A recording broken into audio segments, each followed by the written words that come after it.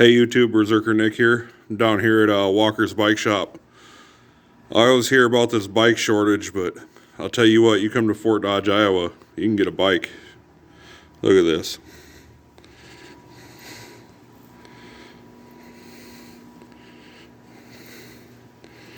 A couple sick BMXs here. Look at this. Those are actually cutouts in the frame, so you can actually see the steer tube for the fork move in there. So that's pretty rad. Whole ton of e-bikes. Got Chris here who invaded his shop. I'll zoom in on his little sign he's got on the wall here, if it'll focus. There we go.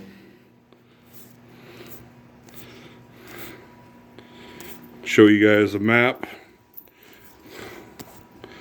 This map is currently the map of the trails here. This is our lower section in the lighter yellow. That's more like the easier lines. And then here in the blue, that's all the fun stuff. So check that out. But I figured I'd harass Chris because he's got this sick Trek rail and a good look at it. Look at the color shift in that thing. Yeah, it's got about 3 colors. You got some like gold, some purple, and some actually like kind of root beer color, which is really neat when the sun's like at an angle. It's like this crazy root beer color. And then I did put the ride wrap on it, and I was like, this is my first time putting ride wrap on it, and it was not that much fun. And I did try putting some. And I tried putting these Tanis, tubeless liners in there. I gave up after like an hour, and I was like, I'm doing tubeless. And I'm just putting juice in there and going with it. That was way too hard. But so I've done some things. Added, of course, I added what is that? What is that? The RRP. I think that's the fender. I think they're out of Canada. There's only one. Oh, the Pro Guard. Yeah, the Pro Guard. That's what it is. The Pro Guard. One distributor out of Canada, and actually you can get them out of UK. That fender's really nice. Easy, simple setup. I don't no rattling. The only thing you get a leaf stuck in there, but Yeah. But so which model is this of the rail? This is the rail 9.7. Okay. 2022 model. So add-ons, fenders. I did upgrade the wheels. It did come with the aluminum wheels. I upgraded to the Line Elite carbon fiber. Nice. Wheel. Not super high end ones. I think there were middle of the road wheel. They're like $1,200 for a set or something like that. $1,300. I like them a lot. I like them a lot better than the aluminum wheels.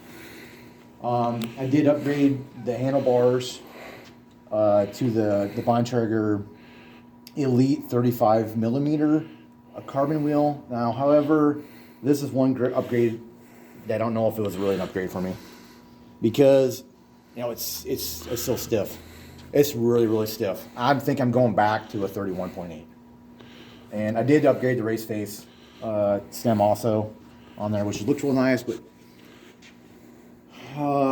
bigger's not always better. I found this out, spent a couple $100 on handlebars, and here I am. But whatever.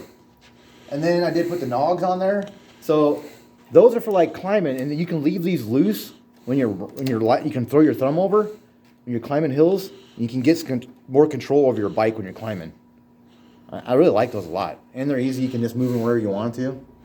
And they're cheap. Like $25 for a set. Yeah. Yeah. Yeah, I threw a set on my bike, and it's definitely made a difference with my climbing. Yeah, on the e-bike, do I need these? Probably not so much because I got, the extra boost. But I have thumb issues, and my hands go numb sometimes, so this does help with my hands going numb a little bit. I did notice my hands getting more numb when I added the bigger bar. I gotta go back. But and I am waiting for upgraded brakes. I'm going to the XT Shimano 4-piston brake. These brakes that are stock, I like them a lot, but I want some more braking power and a nicer lever. But as those are on back order right now. So I see you got the RockShox Yari on there. Yeah. And Yeah, I know my fork is kind of a baby version of it. What travel does this one have? This is I believe 150. My problem is I have so much information for so many different bikes. I have a hard time even remembering what this bike has for travel, but I think it's around there. I use all of it. Yeah. I use all my travel on my bike. All of it, and this suspension is probably the best I've had yet on a bike. It's very plush. It's very tunable. I'm not 0 complaint about this fork whatsoever. The rear fork, the debonair, I love it a lot. It rides real nice, very tunable. Look at that. That thing just looks badass. Yeah, I got it set up to my body weight, sag, and all that stuff. That definitely made a big difference. Tire pressure, I was running a little lower air pressure, around 15, but I found out that this rides better around 23. It's not so squishy and squirrely. It definitely rides a lot better, especially with the more weight of the bike. I think I need more air pressure. It definitely rides better. Yeah. You got some really awesome looking pedals. They almost look like a set of flats, but I know they're clipless. All right. And these pedals go like a long ways. Even though I own a bike shop, I've had these pedals for 15 years, probably. I've rebuilt them. I like them, and I've had those pedals a long time. They've been on a lot of different bikes. I'm a guy that likes something, you repurpose things. If it works, and I don't need new stuff all the time, right? Yeah. Another cool thing I do have, this bike is amazing. I can't wait to ride it. But over here, I have, which I'm pretty excited about, I have Walker's Bike Shop house brand e-bike. So this is my own brand. I'm waiting to get my branding stickers to have on my bikes.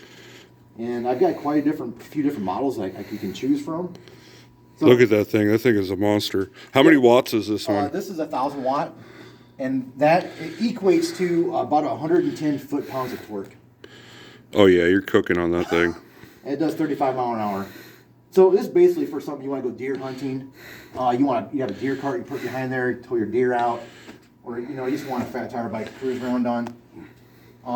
What's really cool about this company I deal with is that if I have any battery issues or motor issues, it's all fixed in the United States. Like I can send the battery and get it repaired. I can send the motor, which is all Bafang, to the Bafang in Las Vegas and get it all repaired after it's out of warranty. So, or even if I have any other batteries you bring in, I can send it to this company and they can refurbish the battery or even hop it up.